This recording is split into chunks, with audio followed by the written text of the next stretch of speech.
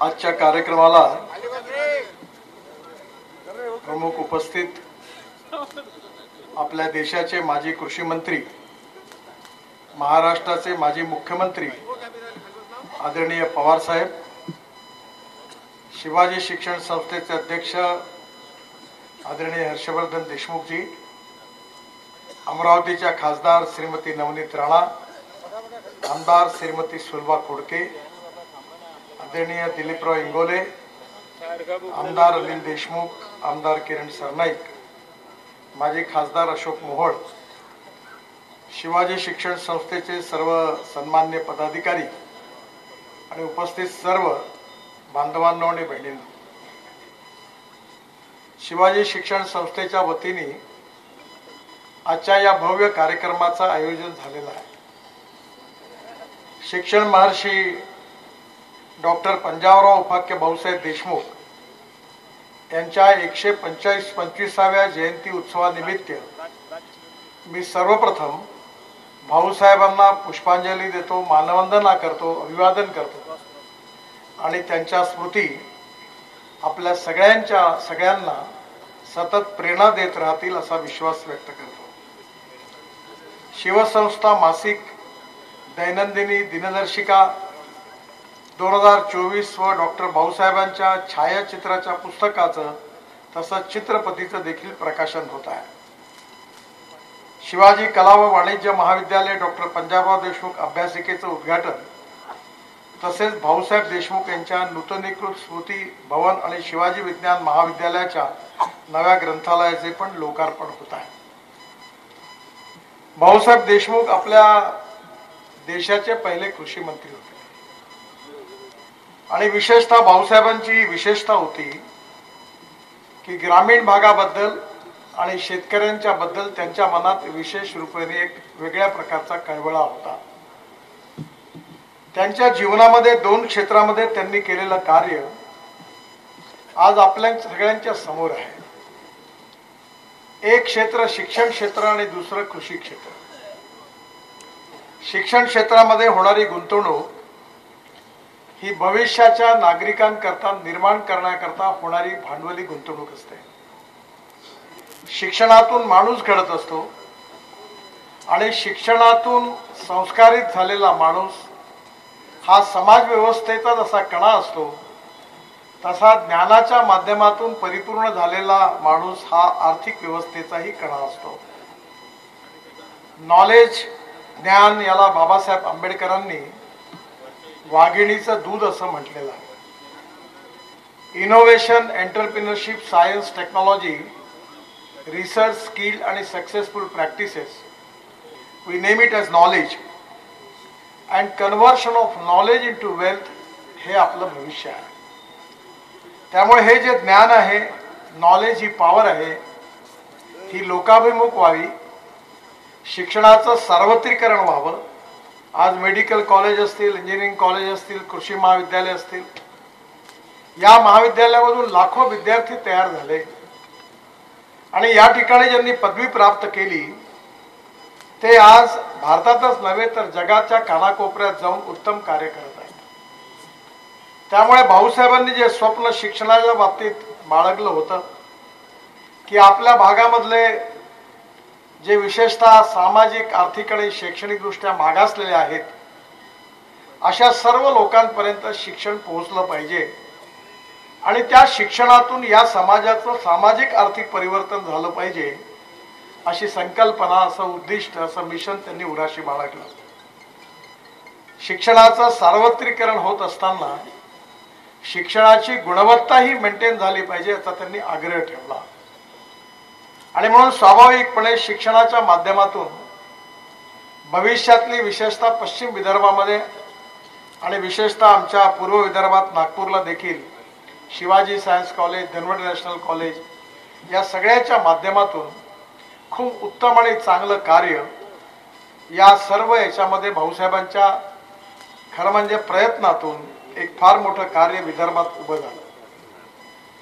आपल्या इथे ज्याची तुलना करायची असेल तर विशेषतः शिक्षण क्षेत्रामध्ये पश्चिम महाराष्ट्रामध्ये रयत शिक्षण संस्थेचं जे कार्य आहे, ज्या कार्याशी पवार साहेबांचा संबंध आहे त्या संस्थेने देखील असं याहीपेक्षा मोठं कार्य उभं केलं आणि शिक्षणाचं सार्वत्रिकरण करण्यामध्ये त्यांनी मोठा वाटा उचलला. शिक्षणाचं सार्वत्रिकरण होत असताना भाऊसाहेबांनी नेहमी हा विचार केला की कुठलाही व्यक्ती हा जात पंथ धर्म भाषा आणि सेक्स याच्या आधाराने मोठा नाहीये, तर माणूस हा त्याच्या गुणवत्तेने मोठा आहे. आणि ही जी गुणवत्ता आहे हिचा जर विकास करायचा असेल तर ज्ञानाशिवाय गुणवत्तेचा विकास होऊ शकत नाही. कारण प्रत्येक माणसामध्ये आपल्यामध्ये कोणीही पूर्णांक नाही आहे, आपण सगळे अपूर्णांक आहोत. No one is perfect and no one can claim that he is perfect. उत्तम, अधिक उत्तम, सर्वोत्तम अप टू इन्फिनिटी असं म्हटलं जातं की you cannot catch your on image. पण शेवटी माणूस जेव्हा प्रगल्भ बनतो, त्याचं व्यक्तिमत्व परिपूर्ण बनतं, त्याचं व्यक्तित्व, त्याचं कर्तृत्व, त्याचं नेतृत्व हे नैसर्गिक नसतं. ज्याप्रमाणे एखादा मूर्तिकार एखाद्या दगडाला घेऊन अनेक वर्ष मेहनत करून त्याच्यावर परिश्रमाने त्याला आकार देतो, त्यातून परमेश्वर तयार होतो, तसं माणसाच्या जीवनामध्ये देखील संस्काराच्या रूपाने शिक्षणाच्या माध्यमातून जे संस्कार होतात त्या संस्काराच्या माध्यमातून व्यक्तित्व, त्याचं कर्तृत्व, त्याचं नेतृत्व तयार होतं. आणि आपली ही विशेषता आहे की आपला इतिहास अतिशय गौरवशाली आहे. इतिहास, संस्कृती आणि विरासत याचा जो ठेवा आपल्याला मिळालाय तो परिपूर्ण आहे.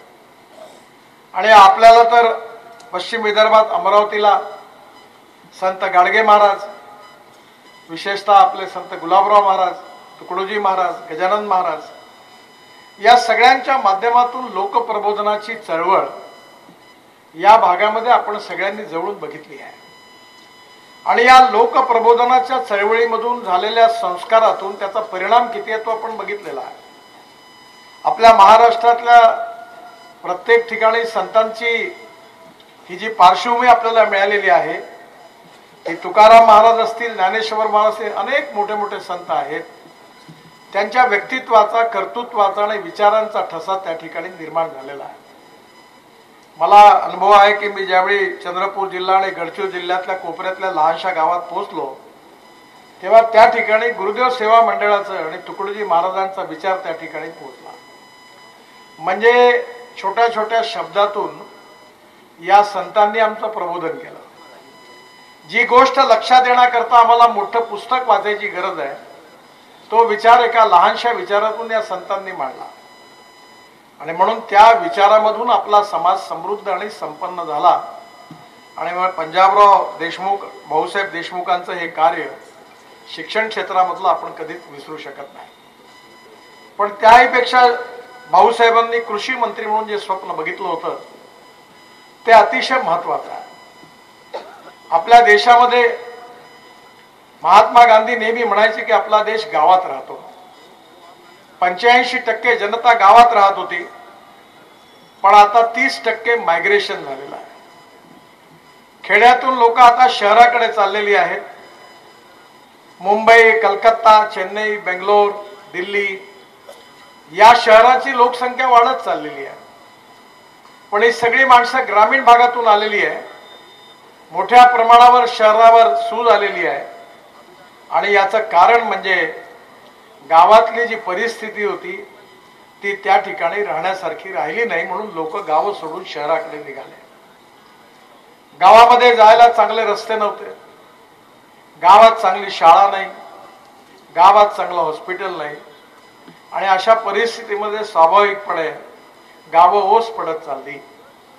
आणि त्याचा परिणाम असा झाला की ही लोकसंख्या आता 30% याचं मायग्रेशन झालं. म्हणजे 55 ते 60% लोक आता ग्रामीण भागात राहतात.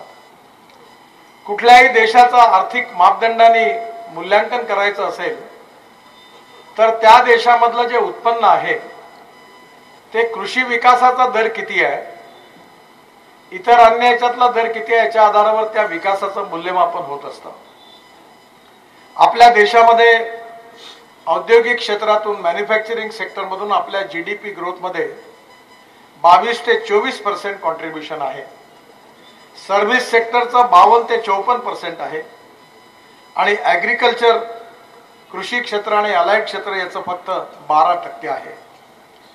म्हणजे 65% जनसंख्या आणि 12% उत्पन्न याचाच परिणाम आहे की गरिबी, भूकमरी आणि बेरोजगारी ज्या प्रमाणात आपण सोडवायला पाहिजे होती ती सोडवू शकलो नाही. भाऊसाहेबांनी हे स्वप्न उराशी बाळगलं होतं की आपली गावं समृद्ध संपन्न झाली पाहिजे, गावातल्या शेतकऱ्यांचा विकास झाला पाहिजे. गावातलं गाव समृद्ध संपन्न होत असताना तरुण मुलाला गावातल्या चांगलं शिक्षण मिळालं पाहिजे. गावातलं सामाजिक वातावरण जसं चांगलं राहिलं पाहिजे तसं आर्थिक प्रगती आणि विकास हा गावात झाला पाहिजे. आणि या सगळ्या भावनेतून हे उद्दिष्ट समोर ठेवून त्यांनी आपल्या आयुष्यामध्ये कृषी मंत्री म्हणून विशेषतः अनेक इनिशिएटिव्ह घेतले. मला आठवतं की भोंगळेजी माझ्याकडे आले होते, हर्षवर्धनजी, की भाऊसाहेबांच्या काळामधले त्यांची फोटो ही भारत सरकारमध्ये त्या काळातली फोटो कशी मिळवायची ही मोठी समस्या होती. त्या काळात त्यांचे कार्यक्रम, त्यांची प्रदर्शनं, कृषी प्रदर्शनं. परंतु भोंगळेजींचं मी अभिनंदन करीन, त्याच्याशी अभ्यासू पत्रकार आहेत, त्यांनी जिद्द ठेवली. मला अशा अपेक्षा नव्हती, पण त्यांनी मी त्या मंत्र्यांना, नभोवाणी मंत्र्यांना फोन केला, अधिकाऱ्यांना फोन केला, पण मला वाटलं की कठीण आहे, इतक्या जुनं कसं मिळणार. पण त्यांनी अथक प्रयत्न करून ती सगळी फोटोग्राफ्स मिळवली आणि आज त्याचं फोटो पुस्तकाचं आज या ठिकाणी विमोचन होत आहे. ही पण अतिशय आनंदाची गोष्ट आहे. भूतकाळातला इतिहास याकरता आवश्यक आहे की भूतकाळाच्या इतिहासातून वर्तमान काळात काम करत असताना भविष्याची प्रेरणा मिळत असते आणि त्यामुळे त्या काळामध्ये, त्या काळच्या परिस्थितीमध्ये भाऊसाहेबांनी कसं काम केलं, त्यांचा दृष्टिकोन काय होता तो महत्वाचा आहे. मी नेहमी म्हणतो की you can donate I but you cannot donate vision. डोळे दान केल्या जाऊ शकतात पण दृष्टी दान केल्या जाऊ शकत नाही.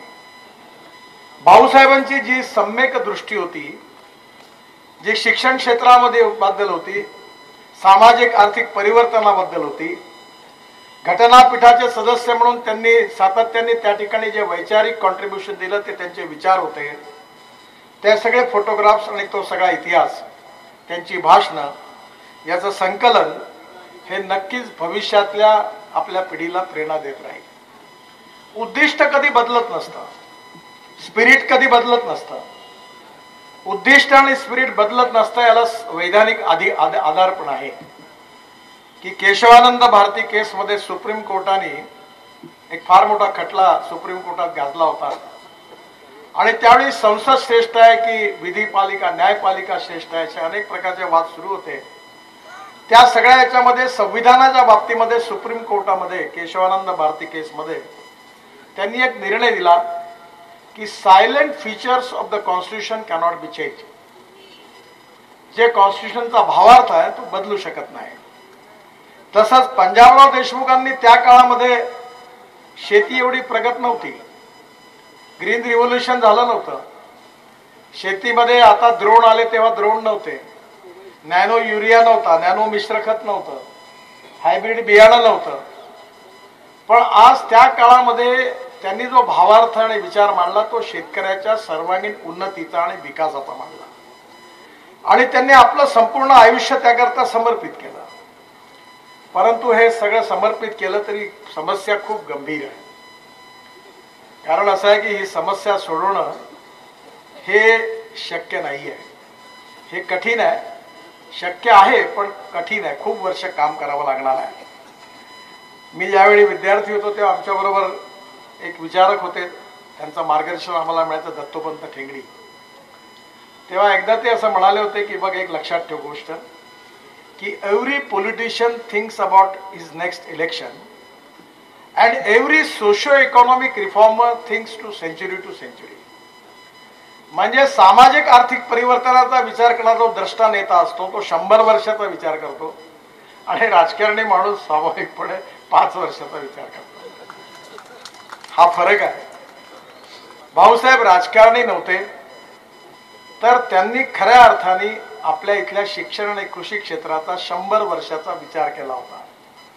उद्दिष्ट त्यांचं जे होतं ते आपलं आजही आहे. आणि ते उद्दिष्ट प्राप्त करण्याकरता त्यांनी त्या काळी प्रयत्न केला. आज कृषी क्षेत्रामध्ये खूप बदल झालेला आहे.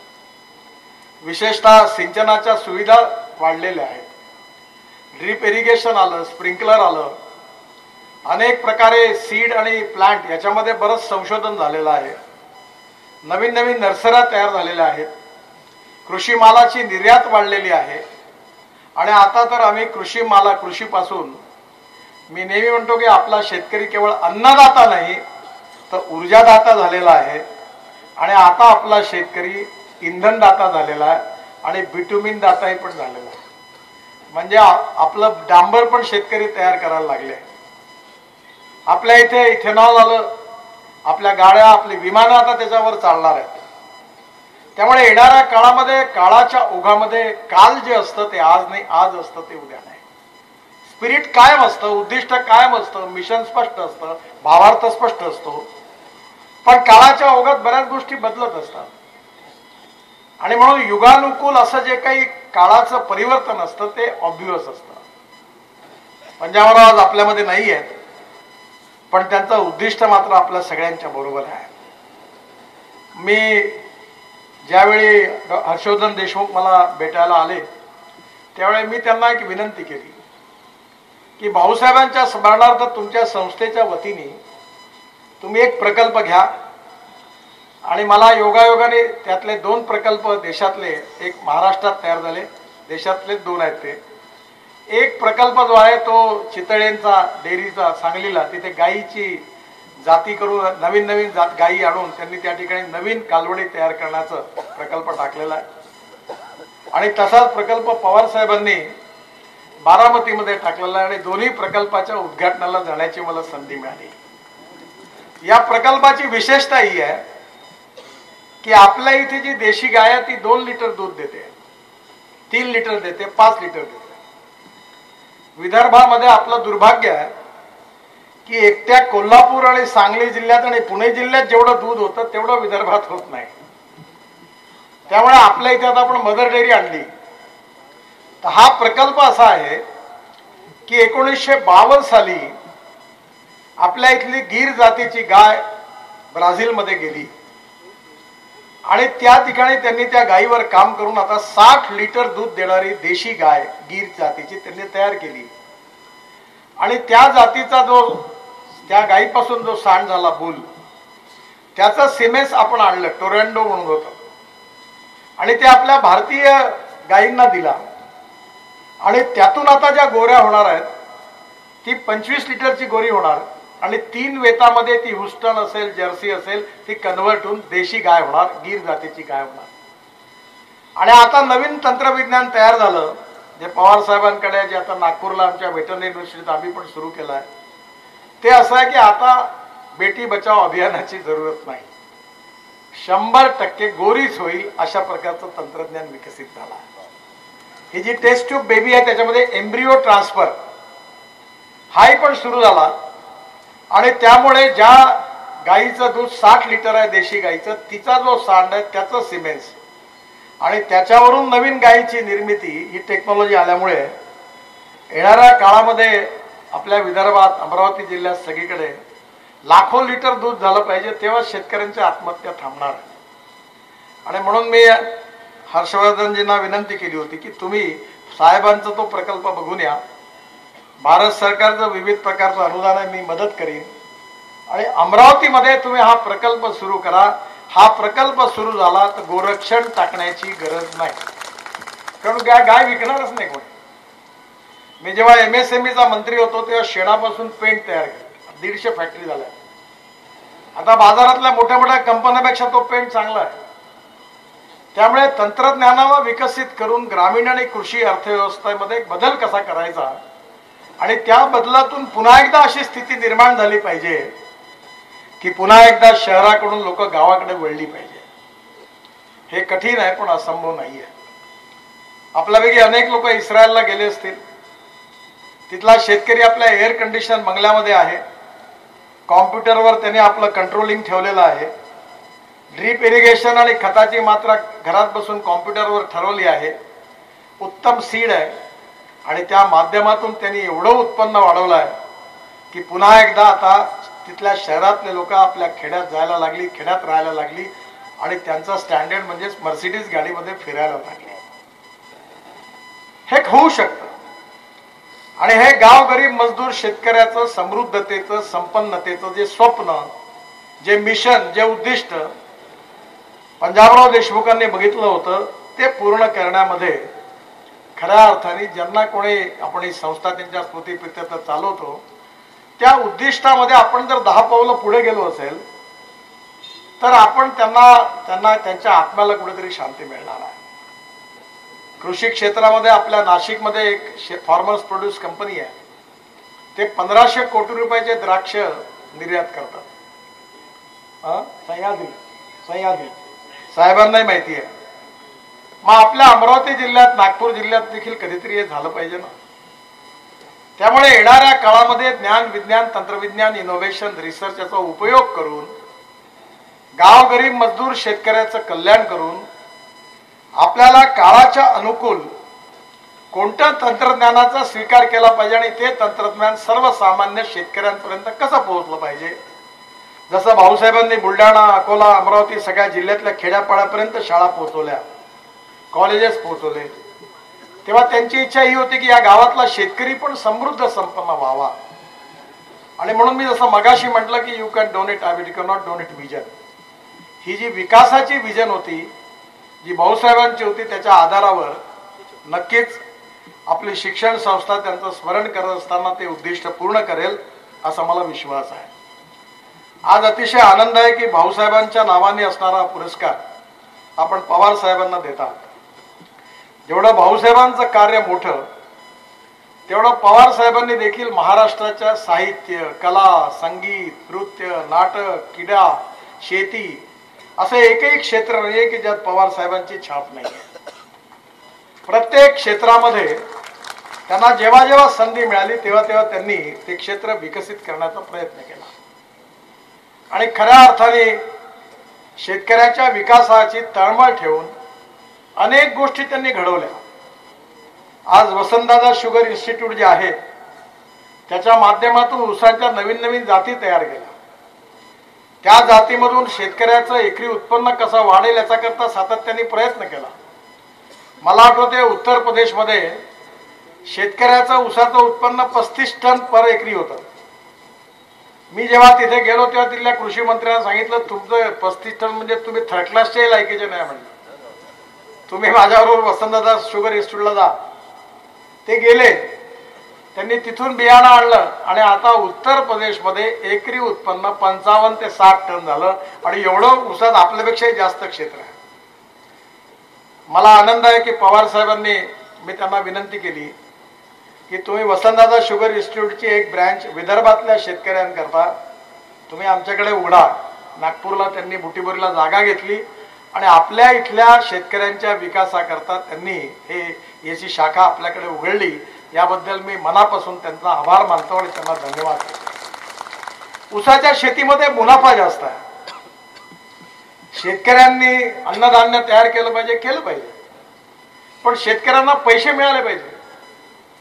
No philosophy can be taught to empty stomach. खाली पोटाला काही तत्वज्ञान शिकवलं जाऊ शकत नाही. त्यामुळे उत्पादन खर्च कमी करणं आणि शेतीचं उत्पन्न वाढवणं याच्या आधारावर निरनिराळ्या पिकाचा, क्रॉप पॅटर्नचा विचार करावा लागेल. आणि आता आपण ग्लोबल इकॉनॉमीमध्ये असल्यामुळे सोयाबीनचा काय भाव राहील हे अर्जेंटिना ठरवेल, मक्याचा भाव काय राहील हे अमेरिका ठरवेल, तेलामध्ये पाम ऑइलचं उत्पादन किती झालं याच्यावर बाकीच्या तेलाचे भाव ठरतील. कापसाचा भाव पण आपल्या हातात नाहीये. त्यामुळे येणाऱ्या काळामध्ये आपल्याला क्रॉप पॅटर्न मध्ये डिमांड अँड सप्लायचा विचार करून आपल्याला कोणतं उत्पादन लावायचं आणि कोणतं नाही लावायचं याचा विचार करावा लागेल. आणि त्या उत्पादनावर प्रक्रिया करणारे उद्योग जर तयार झाले आणि त्या दृष्टीने आपण शेतकऱ्यांना प्रशिक्षित करू शकलो तर आपल्याला खूप जास्त काम करता येईल. पवार साहेबांच्या नेतृत्वाखाली पश्चिम महाराष्ट्र असेल, पुणे, नाशिक, कोल्हापूर, सांगली, सातारा, त्या ठिकाणी असणारी जी की यशस्वी प्रयोग आहेत शेतीतले त्या अनेक प्रयोगाकडे खऱ्या अर्थाने आपण अभ्यास करण्याची गरज आहे. आणि मला विश्वास आहे की या दृष्टीने आपण पंजाबरावांचं स्मरण करून आपल्याही भागामध्ये अशाच प्रकारचे प्रयोग केले पाहिजे. सीड आणि प्लांट. आज मुंबई आणि दिल्लीमध्ये होणाऱ्या लग्न होतात, त्या लग्नाच्या रिसेप्शन मध्ये आपली भारतीय फळंच नसतात, सगळी इम्पोर्टेड फळं असतात. कारण जगामध्ये जे सगळ्यात चांगलं सफरचंद आहे, सेफ आहे, ते आपल्याकडे नाही आहे. आपली द्राक्ष आपण एक्सपोर्ट करतो जगाच्या मार्केटमध्ये. जेव्हा या सह्याद्रीवाल्यांनी स्पेनमधून द्राक्षाची जात आणली आणि त्या नर्सरीतून ती डेव्हलप केली तेव्हा त्यांचं एक्सपोर्ट वाढलं. पण आपल्या संत्र्याच्या जातीमध्ये आता स्पेनमधून त्या विलास शिंदेनी संत्र्याचा आटली जात आणलेली आहे. आज आपल्या इथे आपल्याला सगळ्या क्षेत्रात संशोधन करून उत्तम बीज, उत्तम कलमा, त्याशिवाय काही विकास होऊ शकत नाही. मला खूप आनंद आहे की स्वर्गीय पंजाबराव देशमुख यांच्या नावाने पंजाबराव कृषी विद्यापीठाच्या नागपूरच्या जागेवर 300 कोटी रुपये महाराष्ट्र सरकारने, देवेंद्रजींनी मुख्यमंत्री असताना मी त्यांना विनंती केली, त्यांनी दिली. आणि आम्ही जागतिक दर्जाचं ॲग्रो कन्व्हेन्शन सेंटर नागपूरला बांधण्याकरता मान्यता मिळाली आणि त्याची मंजुरी मिळाली. आता टेंडर पण होणार आहे. आणि मी अशी कल्पना त्याला आर्किटेक्टला सांगितली की प्रदर्शनात येणाऱ्या शेतकऱ्याला जर सीड कंपनीचा डबा पाहायला मिळाला तर 5 मिनिटामध्ये त्याला त्या लागलेल्या सीड पासून ते झाड कसं आलं ते झाडही बघता आलं पाहिजे. अशा प्रकारचं एक्झिबिशन सेंटर झालं पाहिजे. हबीब खान म्हणून आर्किटेक्ट, फार नामवंत आर्किटेक्ट आहेत, आर्किटेक्ट असोसिएशनचे भारताचे अध्यक्ष, त्यांनी डिझाईन केलेलं आहे. आणि पंजाबरावांच्या नावाने हे ॲग्रो कन्व्हेन्शन सेंटरचं काम येत्या 2-3 महिन्यात सुरू होणार आहे. त्याचा मला अतिशय आनंद आहे. त्या ठिकाणी 2,500 लोकांचा मोठा ऑडिटोरियम पण तयार होणार आहे. हे वसंतराव नाईकांच्या नावाने तो ऑडिटोरियम पण बांधला जाणार आहे. आणि मला विश्वास आहे की अत्याधुनिक तंत्रज्ञान, बीज, कलमा, ड्रोनचं स्प्रेइंग, नॅनो युरिया आणि प्रोसेसिंग, व्हॅल्यू ॲडिशन, या सगळ्यांच्या मध्ये आपल्याला पंजाबरावांची जी इच्छा होती, पंजाबरावांचं जे स्वप्न होतं, ते पूर्ण करण्यामध्ये शिवाजी शिक्षण संस्थेने विशेष रूपाने पुढाकार घ्यावा अशी माझी त्यांना विनंती आहे. शाळा कॉलेजेस ठीक आहेत, पण कृषी क्षेत्रामधलं हे लॅबॉरेटरीज, रिसर्च, याची विजन, हे खूप महत्त्वाचं काम आहे. आणि मला विश्वास आहे की त्यांच्या या 125व्या जयंती उत्सवानिमित्त कृषी क्षेत्राचं परिवर्तन करण्याचा जो संकल्प आहे त्यात नक्कीच शिवाजी शिक्षण संस्था पुढाकार घेईल. मला खूप आनंद आहे की आज पवार साहेबांचा आपण सत्कार केला. पंजाबराव देशमुखांचे नाव मोठं आणि पवार साहेबांचे नाव मोठं, त्यामुळे पंजाबरावांच्या नावाचा हा पुरस्कार आपण पवार साहेबांना देऊन या पुरस्काराची उंची आपण मोठी गाठलेली आहे. पण आता दरवर्षी आपल्याला पवार साहेबांच्या उंचीचे माणसं कुठे मिळणार आहेत. त्यामुळे पंजाबरावांची दृष्टी, पंजाबरावांची विजन, पंजाबरावांची तळमळ शिक्षण क्षेत्राबद्दल, कृषी क्षेत्राबद्दल तेवढीच तळमळ पवार साहेबांच्या मनामध्ये आहे. आणि जी गोष्ट मानपत्रात सांगितली ती खरी आहे की आपण दुर्दैवाने राजकारणाचा अर्थ फक्त सत्ताकारण केलेला आहे. Power politics is not the true meaning of politics. We need to redefine the definition of politics. राजकारण म्हणजे समाजकारण, राष्ट्रकारण आणि विकासकारण. राजनीती म्हणजे समाजनीती, लोकनीती, बृहत्तर राजनीती किंवा धर्मनीती. त्यामुळे राजकारण हे समाजकारण आहे असं समजून आयुष्यभर कृषी क्षेत्राकरता, शिक्षण क्षेत्राकरता, कला, साहित्य, संगीत, क्रीडा सगळ्या क्षेत्राकरता आणि यातल्या टॅलेंटला कधी पक्षाचा अभिनिवेश न आणता या सगळ्यांच्या मागे, या जिवंत राहिले पाहिजे याच्या मागे खंबीरपणे उभं राहणारं महाराष्ट्रातलं नेतृत्व म्हणजे पवार साहेब आहेत. ते असताना मी विधानमंडळामध्ये होतो, मुख्यमंत्री असताना मी त्यांना जवळून बघितलं. बाकी राजकारण जे आहे ते चालत असतं. राजकारणात अनेक लोक येतात, निवडून येतात, जातात, मंत्री होतात, ते कधी लोकांच्या लक्षात पण राहत नाही. पण जी लोक राजकारणाच्या व्यतिरिक्त निरनिराळ्या क्षेत्रामध्ये आपला ठसा उमटून जे काम करतात की पंजाबराव देशमुखांसारखी किंवा पवार साहेबांसारखी माणसं मात्र समाजकारणाच्या राजकारणाच्या धुळवडीमध्ये त्यांचं कार्य कर्तृत्व हे नेहमीच सामान्य माणसाच्या लक्षात राहतं। मला अतिशय आनंद आहे की योग्य व्यक्तीची निवड पंजाबराव देशमुखांच्या नावाने असणाऱ्या या पुरस्काराकरता हर्षवर्धनजींनी निवड केली, याबद्दल शिवाजी शिक्षण संस्थेला मी खूप खूप शुभेच्छा देतो। पवार साहेबांनाही मनापासून शुभेच्छा देतो। मला खरं म्हणजे राहता आलं असतं, पण 5 वाजताच्या आतच विमानतळावर पोहोचायचं आणि 5:15च्या आतच विमान उडू शकतं, कारण अजून अमरावतीच्या एअरपोर्टवर लाईट लागले नाही। लाईट लँडिंग नसल्यामुळे पायलट म्हणाला की 5:15च्या आत आपल्याला उडलं पाहिजे। मला जायचं असल्यामुळे त्याच्यामुळे मी पवार साहेबांची क्षमा मागतो, आपल्या सगळ्यांची क्षमा मागतो, हर्षवर्धनजींची क्षमा मागतो। मला पवार साहेबांचं भाषण ऐकता येणार नाही, याबद्दल क्षमा मागतो। मी आपल्या सगळ्यांना जाण्याची अनुमती मागतो।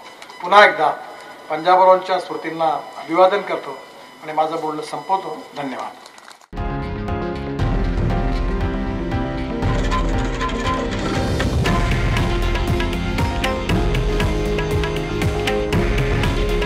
हे आहे देशातील नंबर 1 न्यूज नेटवर्क आणि आपण पाहत आहात TV9 मराठी। काळजी तुमची, हित महाराष्ट्राचं।